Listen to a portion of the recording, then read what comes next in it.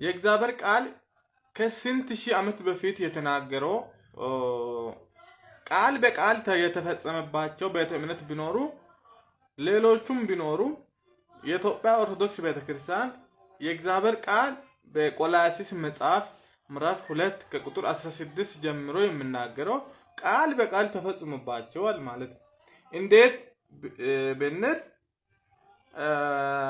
እንደዚህ ይላል። እንግዲህ በመብል ወይም በመጠጥ ወይም ስለ በዓል ወይም ስለ ወር መባቻ ወይም ስለ ሰንበት ማንም አይፍረድባችሁ። እነዚህ ሊመጡ ያሉት ነገሮች ጥላ ናቸውና አካሉ ግን የክርስቶስ ነው። ትሕትናንና የመላእክትን አምልኮ እየወደደ ባላየውም ያለ ፍቃድ እየገባ በስጋዊም አእምሮ በከንቱ እየታበየ ይላል። ማንም አይፍረድባችሁ። እንደዚህ ያለ ሰው ወደ ራስ ወደሆነው ወደ ኢየሱስ ክርስቶስ አይጠጋም ማለት ነው። ከእርሱም አካል ሁሉ በጅማትና በማሰሪያ ምግብን እየተቀበለ እየተጋጠመም እግዚአብሔር በሚሰጠው ማድረግ ያድጋል ይላል። አያታችኋል። ቃል በቃል ተፈጽሞባቸዋል። ይሄ መጽሐፍ በኢትዮጵያ ኦርቶዶክስ ቤተክርስቲያን ውስጥ ሰው መጽሐፍ ቅዱስን አያነብም፣ ባላየው ነገር እየገቡ ይላል። አሁን ለምሳሌ ወንድማችን ትዝታ ሳሙኤል ከአሜሪካን ሀገር ወደ ኢትዮጵያ ሲመጣ ይታሰር ይገደል ለምን ሲባል ታቦታችንን መክተፊያ ነው ብለዋል ያሉ እና እሱ ከሱ በላይ እኮ ስለ ታቦት የሚያውቅ የለም እኮ። እሱ ከዚህ በፊት 9 ዓመት ሙሉ በኢትዮጵያ ኦርቶዶክስ ቤተክርስቲያን ውስጥ በቅስናም በዲቁናም አገልግሏል። መክተፊያ እንደሆነ ያውቃል ማለት ነው። በእንጨት የተሰራ ጣውላ በጨርቅ ተጠቀልለው ምስጢር ነው ለሰዎች አይነገርም ተብሎ በቄሶች ብቻ ታጅበው የሚሄድ ነገር ነው፣ መክተፊያ ነው ብሏል። ስለዚህ አሁን እኛ የምናምነው እሱ የሚለን ነው ማለት ነው። ምክንያቱም ሰርቷል፣ ከዚህ በፊት አገልግሏል፣ ኖሯል። እንዴት እንደምሰራ ሳይቶናል። ከዚህ በፊት በአንድ ቪዲዮ ላይ አንድ መክተፊያ ይዙና እንደዚህ በእንትን ተቀልለው በጨርቅ ተቀልለው ታቦትና ሌላ ቅርጽ በማውጣት የእንትና ታቦት እያሉ ያሳዩናል ማለት ነው። ያንን አሳይቶናል እሱና የመላእክትን አምልኮ እየወደዱ ይላል ወደ ዋናው አይጠጉም የሚል ቃል አይገርማችሁም? የኢትዮጵያ ኦርቶዶክስ ቤተክርስቲያን ገድላትና ድርሳናት እያሉ የጻፉት ኮተት መጽሐፍቶች ሲታነቡ በጣም የሚያንገሸግሻችሁ ነገር ታገኛላችሁ ማለት ነው። ውስጥ ለውስጥ የተጻፈው ማለት ነው። አሁን እናንተ ማለት ነው የወንጌልን እውነት ይዛችሁ ከነሱ ጋር ለመከራከር ስትገቡ ላብ ውስጥም ይሁን በአካልም ለመግደል ነው የሚነሱት ምዝቱት።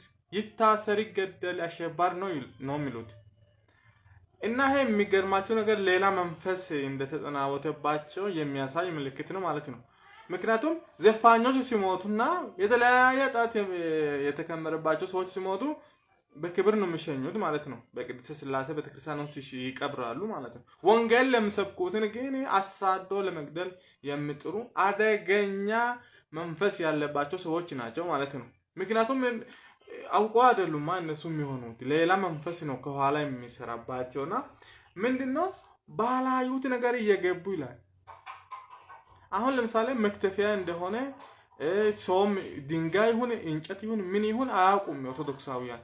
ታቦት ተነካ ብሎ ነው የሚጮሁት፣ ይር ብሎ ነው የሚጮሁት እንጂ አላዩትም እኮ። ምስጢር ነው ተብሎ አይነገራቸውም ማለት ነው። ቄሶቻቸው ምስጢር ማሳየትና ምስጢር ማየት የሚባል ነገር አለ። አሁን ዲቁና ሲያስተምሩ ከዛ የመጨረሻ ኮርስ ሲሰጡ ምንድነው የሚያደርጉት? ምስጢር አይታል፣ ምስጢር ማሳየት።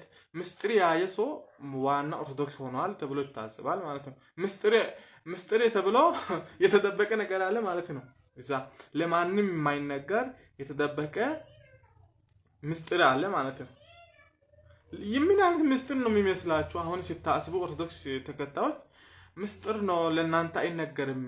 መጽሐፍ ቅዱስ አንብቤ አንድ ጥያቄ ጠየካቸው፣ ይሄ እኮ ከመናፍቅ ጋር እየዋለ ከመናፍቅ ጋር እየቆየ ጥያቄ አምጥቷል ተብለህ ትባረራታለህ። ከዛ ህብረት ማለት ነው። ምን እስከ የት ነው እንደዚህ በጭፍንነትና በጨለማ ውስጥ የምትኖሩት? ስለዚህ የመላእክትን አምልኮ መውደድ የሚለው ቃል አይገርማችሁ? ሚመናል ለምሳሌ የእንትና ቀን፣ የሚካኤል ቀን፣ የገብርኤል ቀን፣ የሚየ ቀን፣ የስላሴ ቀን፣ የጊዮርጊስ ቀን፣ የሩፋኤል ቀን፣ የእንትና ቀን እየተባለ የሚከበረው ቀን ምንድነው? ከየት ነው ያመጡት? መጽሐፉ ምን ያለ እነዛ ነገሮች ስለመብል፣ ስለመጠጥ፣ ስለእንትን አሁን ስለመብልና ስለመጠጥ ካየን በጣም እዛም ብዙ ነገር እናያለን ማለት ነው ያላቸው አሁን ፍታት ተብሎ በሲመት ፍታት ተስካር እና በተለያዩ ነገሮች የድሃውን ቤት ይበዘብዛሉ ማለት ነው። ይበላሉ። ያለ የሌለ አምጡ፣ ካህናት ይብሉ፣ ዲያቆናት ይብሉ ተብሎ ይታረድና ይበላል። በ80 በ40 በአመት እየተባለ ማለት ነው። በዛ ቀን ደግሞ ስለመብልቶ ጳውሎስ ምንድነው የሚለው እዚች ጋር እንግዲህ በመብል ወይም በመጠጥ ወይም ስለ በዓል ወይም ስለ ወር መባቻ እኛም ማናቃቸው መጽሐፉም የማያውቀው በዓለም ላይ የሌለ ኮተት ሁሉ ያለው ኢትዮጵያ ኦርቶዶክስ ቤተክርስቲያን ውስጥ ነው ማለት ነው። አሁን እያሰብኩ ያለሁት ምንድነው ገድላትን አነባለሁ ያልኩ ነው ማለት ነው፣ እንዲናደዱ ማለት ነው። ይገደል መግደል ነው የሚቀናቸው ማለት ነው። ምክንያቱም የጻፉትን መጽሐፍ ከሚያርሙ ያንን ተቺውን ለመግደል ነው የሚጥሩት ማለት ነው። ከዚህ በፊት ለምሳሌ አንድ ኢፎ የሚባል የቁርአንንና የሐዲሳትን መጽሐፍት እያነበበ የሙስሊምን ጉድ ያወጣ ማለት ነው። የተጻፈው ነው አነበበው። መሐመድ እኮ እንደዚህ ብሏል ከፈለጋችሁ ቦታ ይሄው ብሎ እያሳየ ጉዳቸውን ሲያወጡ ሙስሊሞች ምንድነው ያደረጉት? ይገደል እንገለዋለን አሉ። ምን አደረገ ሲባል የተጻፈውን ለምን አነበብክ? አሁን በጃዙር እነሱም ጋር ያለ ነገር ምንድነው ገድላትና ድርሳናት ስታነብ ይበሳጫሉ ማለት ነው። ምክንያቱም ሐሰት እንደሆነ ያውቃሉ። ወደ እግዚአብሔር ወደ ዋናው አይጠጉም ብሏል እኮ መጽሐፉ በግልጽ ምን አለ? አካሉ ግን የክርስቶስ ነው። ትህትናንና ይላል ትህትናንና የመላእክትን አምልኮ እየወደደ ባላየውም ያለ ፍቃድ እየገባ በስጋንም አእምሮ በከንቱ እየታበየ ይላል። እኛ እኮ ድነናል። እኛ እኮ የባራትን አስተምሮ ነው የምናስተምረው። እኛ እኮ የእንትና የኢትዮጵያ የበጉ ሐዋርያት የቀደምት አባቶች እምነት ነው የምንከተለው የምናስተምረው ብሎ በድፍረት ይላሉ። መዳናቸውን ግን እርግጠኞች አይደሉም። ቃለ ሕይወት ያሰማልን የሚሉት እኮ ኢየሱስ ክርስቶስ በፍርድ ሲመጣ በወንበር ላይ ተቀምጦ የሕይወት ቃል እናንተ ብሩካን እናንተ እርኩሳን ብሎ የሚልበት ጊዜ የምናገረው ነው ብሎ የሚተረጉሙት። ቃለ ሕይወት ያሰማልን ማለት የሕይወት ቃል ይናገርልን ማለት ነው። ኢየሱስ ለፍርድ ሲመጣ አቁም እኮ እርግጠኞች አይደሉም። ምክንያቱም ይሄንን ወደ ዋና አይጠጉም ይላል። ምክንያቱም ወደ ዋና ከተጠጋ ማንኛውም ሰው ምግብን እየተቀበለ ሕይወትን እየተማረ ሕይወቱን እየተለወጠ ይሄዳል ማለት ነው። ወደ ዋና ማለት ኢየሱስ ክርስቶስ ነው፣ አካሉ ኢየሱስ ነው ብለዋል። ስለዚህ ወደ ኢየሱስ ክርስቶስ ስለማያድጉ ምንድነው የሚያደርጉት? ኮተት ላይ ነው እድሜያቸውን እየጨረሱ አሉት። አሁን ያንን ቪዲዮ ሲያዩ ስድብ፣ መንጓጠጥ፣ መሞት በላይ ታች ማለት ነው እንጂ ምንድነው እሱ የምናገረው ነገር ቆላስይስ 2:16 የምናገረው ነገር እኛን ይነካ? እኛ የመላእክትን አምልኮ እንፈልጋለን፣ እናከብራለን፣ ባላየነው ነገር እንገባለን። ሰው ይገደል እንላለን።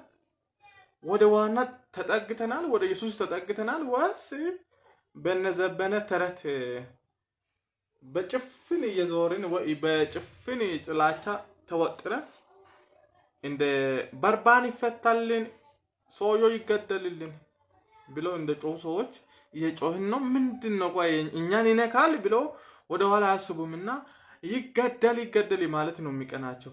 ስለዚህ ወንድሞቼ ወይ ምን ልላችሁ ነው? ወደ ኢየሱስ ክርስቶስ ተጠጉና ከዚህ ኮተት ዳኑ ማለት ነው።